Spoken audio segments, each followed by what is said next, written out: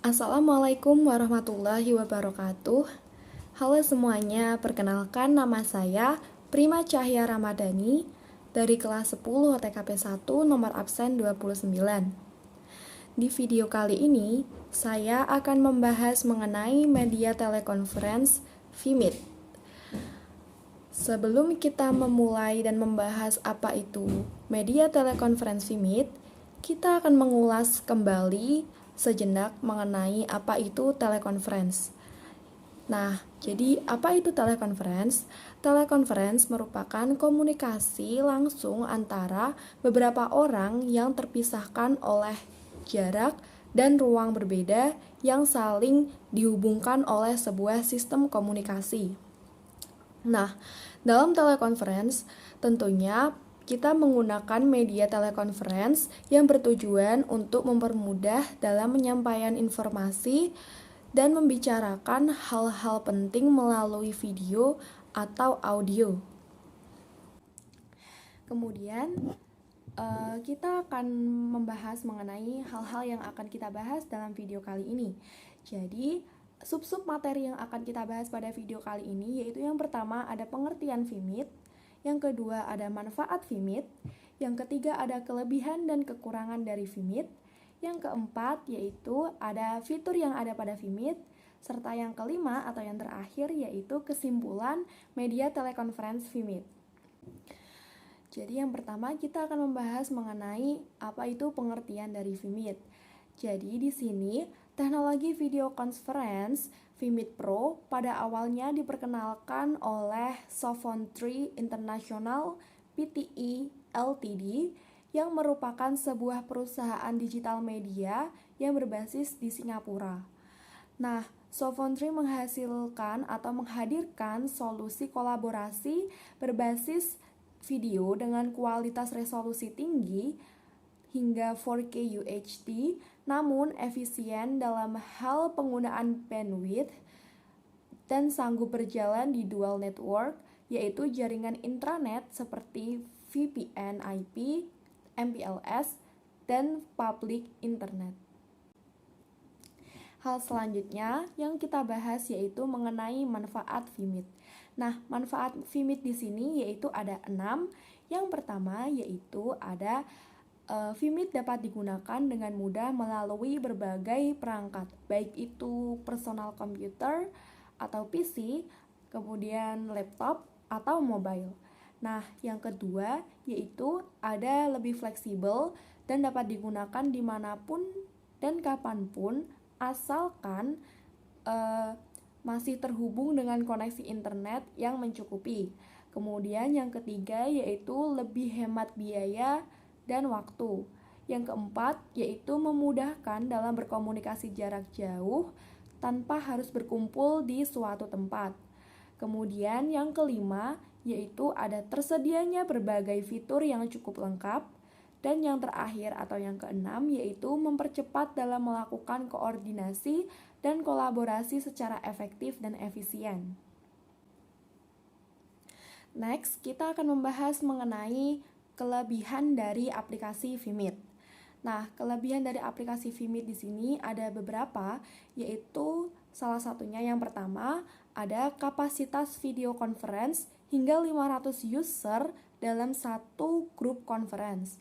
Yang kedua yaitu ada menghadirkan kualitas gambar yang lebih baik dengan bandwidth yang rendah. Yang ketiga yaitu ada fitur record pada device memudahkan para peserta untuk melakukan review terhadap hasil diskusi atau e-learning. Nah, yang keempat yaitu ada resolusi yang sangat beragam mulai dari QCIF hingga Full HD 1080p dan 4K Ultra HD. Kemudian yang kelima yaitu ada kemudahan melakukan presentation sharing, app sharing, dan desktop sharing. Kemudian yang keenam yaitu kemudahan melakukan pengaturan atau kontrol terhadap gambar, mic atau speaker, dan layout pada para peserta conference. Yang terakhir atau yang ketujuh yaitu ada biaya perangkat dan sistem yang sangat terjangkau atau model investasi atau sewa atau berlangganan layanan. Nah, Tentunya di setiap aplikasi tidak hanya memiliki kelebihan saja, tetapi juga memiliki kekurangan.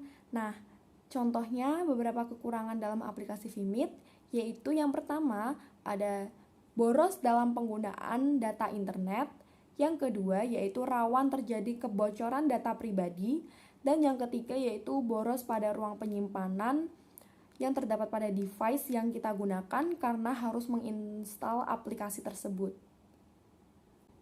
Materi selanjutnya yaitu ada fitur-fitur yang terdapat pada Vimit. Nah, fitur-fitur yang terdapat pada Vimit ini ada beragam macam. Nah, yang pertama yaitu ada whiteboard. Nah, jadi pengertian whiteboard di sini yaitu merupakan suatu alat yang menyediakan fungsi dasar layaknya papan tulis atau sebuah whiteboard. Dan di sini Anda dapat menulis atau menggambar pada whiteboard yang kosong, pada grafik, atau pada dokumen Microsoft Office yang terbuka di jendela ini. Yang kedua, yaitu ada send file. Nah, send file ini merupakan sebuah alat yang digunakan untuk mengirimkan data yang akan kita bagikan dengan lawan bicara kita. Yang ketiga, yaitu ada presentation. Nah, presentation di sini berfungsi untuk membuka dokumen Microsoft Office atau PDF agar ditampilkan menjadi beberapa bagian dan semua partisipan dapat melihat dokumen yang dibuka. Kemudian yang keempat yaitu ada application sharing. Nah, application sharing di sini yaitu bertujuan untuk melakukan kolaborasi secara bersama-sama pada satu aplikasi. Yang kelima ada CO browsing. Nah, CO browsing ini yaitu berfungsi untuk menunjukkan halaman web tertentu kepada partisipan lainnya. Misalnya, sebagai suatu contoh kasus topik yang sedang dibicarakan. Kemudian yang keenam yaitu ada fitur vote.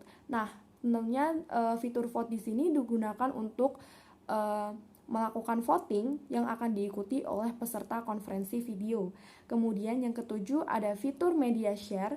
Nah, fitur media share ini berfungsi untuk memutar file video yang dapat dilihat oleh semua peserta konferensi video. Tidak terasa kita sudah sampai di materi yang terakhir, yaitu kesimpulan yang kita ambil. Nah, kesimpulan yang kita ambil dari materi Vimit ini yaitu Vimit adalah aplikasi media teleconference berbayar yang dikenalkan oleh Sophon3 International Pte Ltd yang merupakan sebuah perusahaan digital media yang berbasis di Singapura.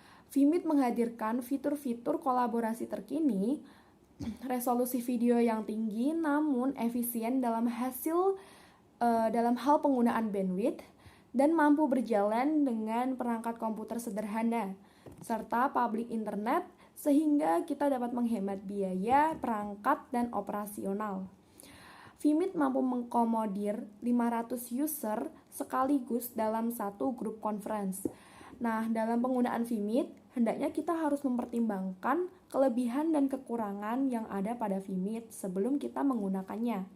Nah, saran saya yaitu sebaiknya aplikasi Vimit dapat menyediakan versi trial atau masa percobaan pada pengguna baru agar dapat memberikan kesempatan pada pengguna baru tersebut untuk mengenal fitur-fitur yang ada pada Vimit tersebut, sehingga sebelum berlangganan mereka akan mengetahui apa saja dan benefit apa saja yang akan user dapatkan jika ia berlangganan. Nah, kemudian yaitu saran saya juga semoga pada aplikasi Vimit ini dapat meningkatkan fitur-fitur yang ada agar dapat lebih mempermudah kegiatan ke depannya. Sekian video mengenai presentasi media teleconference Vimit pada saya. Saya mohon maaf apabila ada kesalahan pengucapan. Mohon dimaafkan. Wassalamualaikum warahmatullahi wabarakatuh.